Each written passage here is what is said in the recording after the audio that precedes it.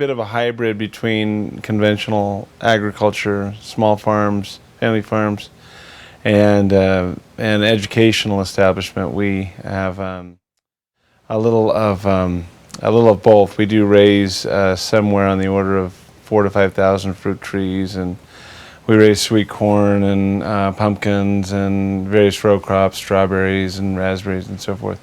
But we don't really, nor would we ever think that we could actually provide a living for the number of people that we actually do just by selling produce. So we have the challenges of dealing with Mother Nature and bringing in a crop and trying to sell it.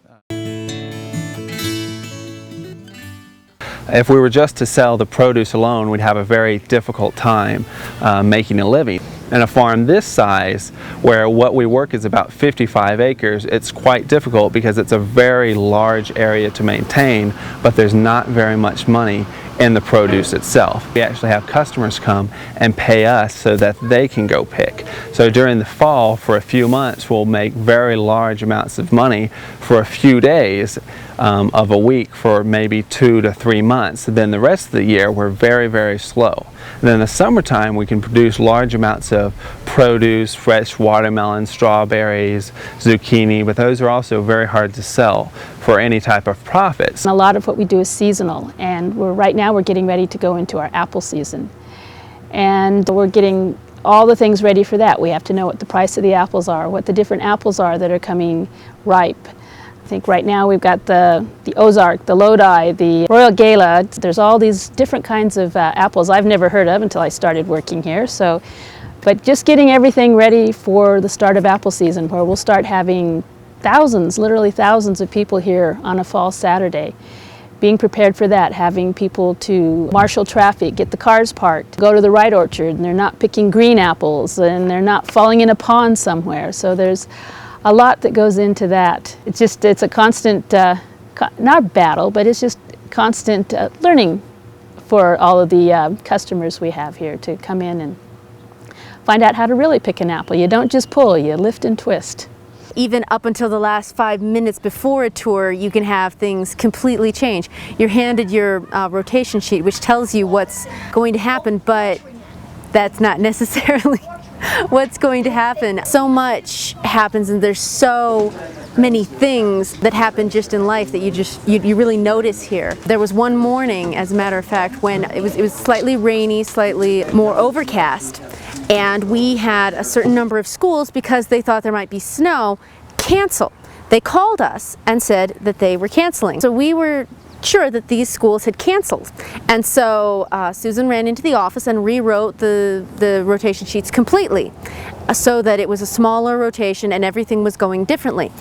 Well, the secretary had been misinformed, and they had not actually canceled, and this was one entire school, perhaps 120 children were coming from this school, and they had not canceled, and they suddenly showed up in their buses.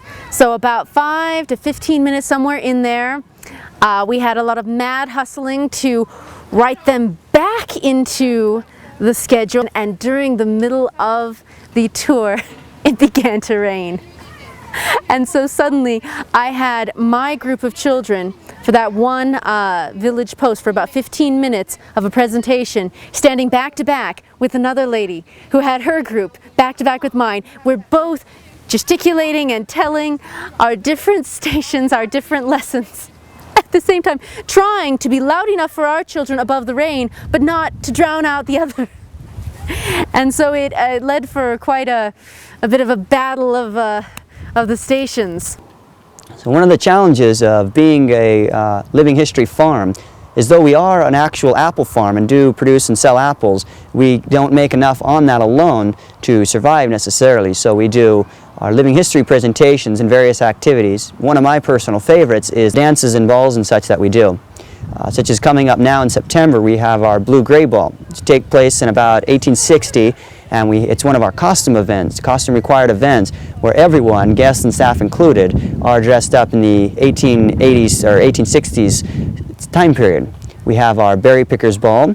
We have our night before Mother's Day and night before Father's Day dinner and dance. We have, let's see, our Legend of Sleepy Hollow dinner and dance. We have our Christmas Carol and various other ones. As I said, my personal favorite on that is when we actually do the dances. Each of our dinners include a large meal with several different courses included on that, depending on the exact style of dinner that it is. And we'll have various activities, but one that's almost guaranteed is the dancing. And I'm one of the dance masters here at the farm, so I have the pleasure of teaching and leading a lot of the different dances. We do Virginia Reel, the Ball of Yarn, Patty Cake Polka, Yankee Doodle, the Black Nag, and countless other ones that we'll be teaching through the different dinners and such, and it's a whole lot of fun. What I've got here are a couple of tomahawks. These are a good example of one of the activities, the many activities that we offer up here at Riley's Farm. The public can come up here, walk onto the farm, and experience all kinds of fun activities like the tomahawk throw. We'll teach them just how to take a tomahawk and be able to sink it into the target. And with tomahawk, we also offer archery, and a person can come up here and learn how to shoot an arrow.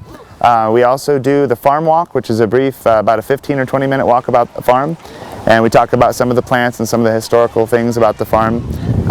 We also do quill and ink, where people can learn how to write with the quill pen dipped in an ink urn. And we also offer weaving, yes. And then of course you can come up and you can press your own gallon of cider. And that's a whole separate activity that we offer also during the summer. We also have our School of the Revolution program. It's a play that we offer. It's an interactive drama. It's a lot of fun. And it's a play featuring John Adams, Patrick Henry, and Benjamin Franklin, and of course Abigail Adams, John's wife. And it's basically, it's explaining the events that lead up to the Declaration of Independence, some of the emotions that these people went through. You get to see that they were people doing what they thought was right.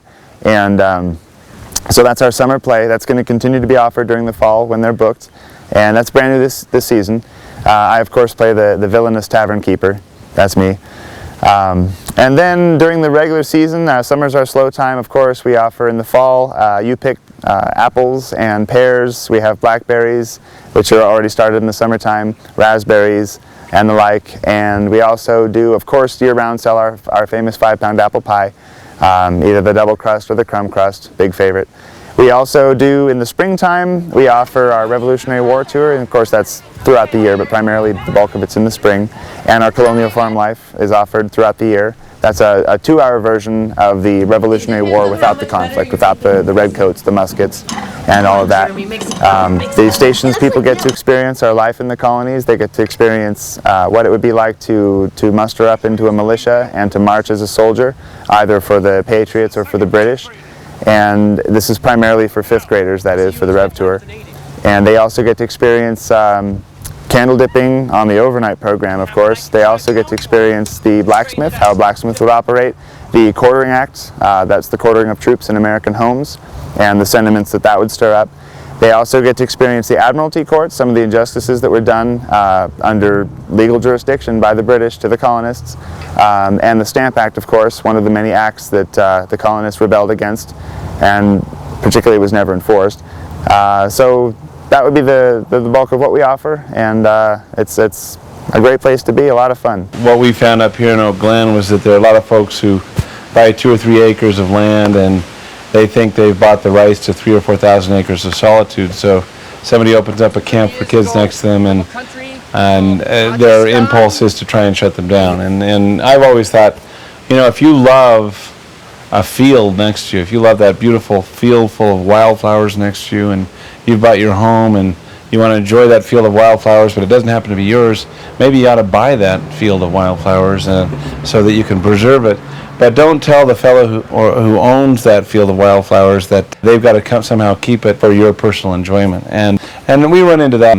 We ran a lot into our struggle in establishing a living history farm for families, because when you open up a farm like this to the public, you create an attraction. There might be as many as 10 or 12 buses full of school kids that come up here in a day. And if you talk about an environmentally sensitive way of bringing people to Oak Glen, a school bus is about as good as they get. I mean, you put everybody in one vehicle, you drive them up the hill. You don't create a Disneyland monstrosity of a whole parking lot full of cars. And so we felt it was a pretty environmentally sensitive and a culturally sensitive thing to do, because we were educating kids.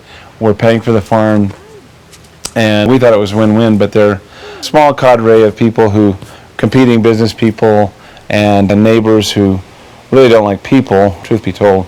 I didn't want anybody next to them. We early on agreed to do Civil War reenacting because they looked at our farm, at the landscape of it, the breadth of it, and they said this would be the perfect place to reenact a battle from the Civil War. And even people like Steven Spielberg agreed and did movies like Amistad here, and we did lots of work for the History Channel and Discovery Channel and that sort of thing. So farming and education are a good mix for us.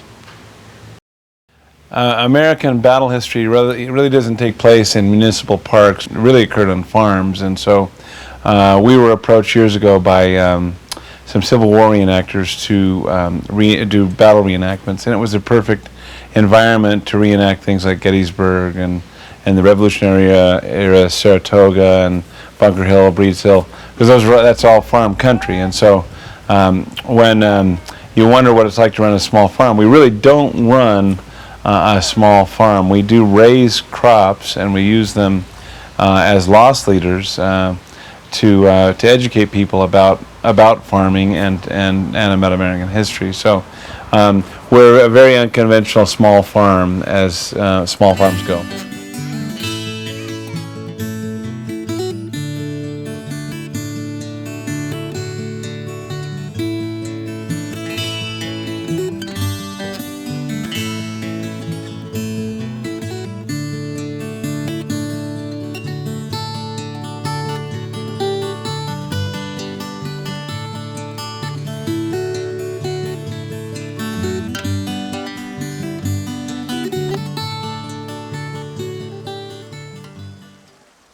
We basically are a trial and error farm in some ways. We try lots of different things. We do living history dinners where we'll bring up Civil War reenactors, and everybody is dressed in antebellum clothing, and we have Civil War brass bands, and our guests pay to be part of a dinner in the past. So that's one of our more popular programs. We have Sleepy Hollow, which is a celebration of Washington Irving's timeless tale of romance and hijinks. And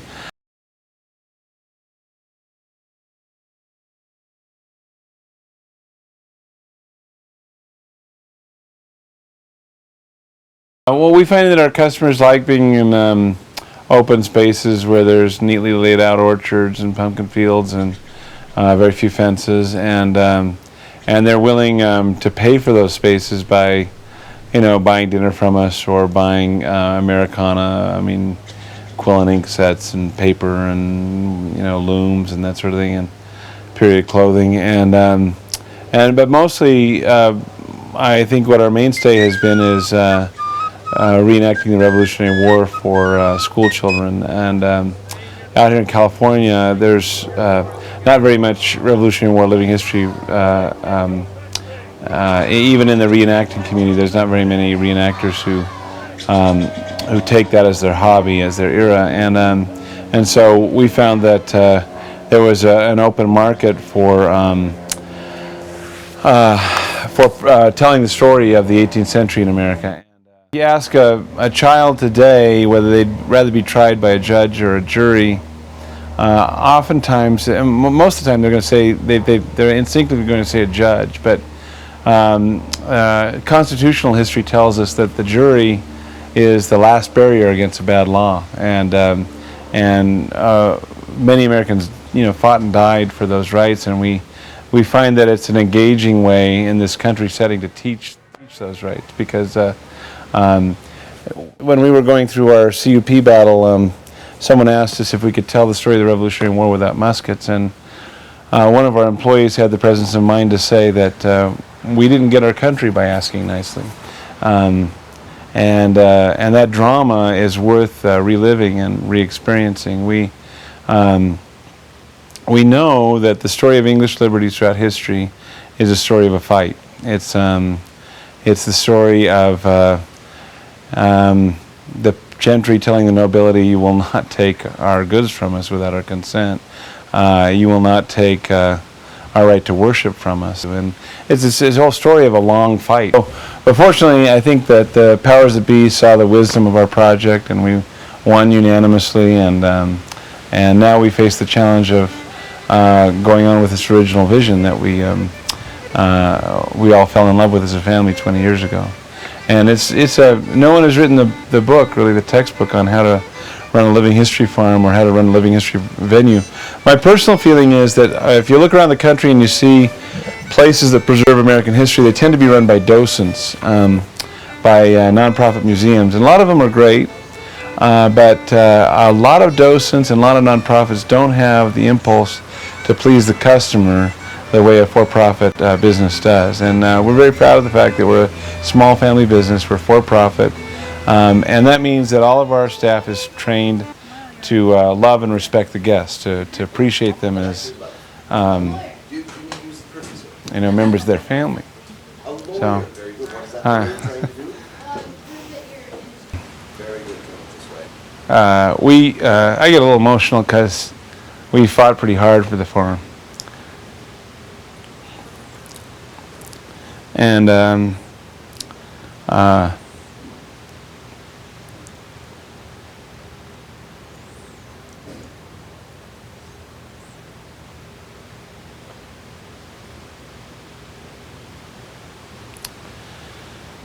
there's very few people who see it, who don't express their appreciation for it.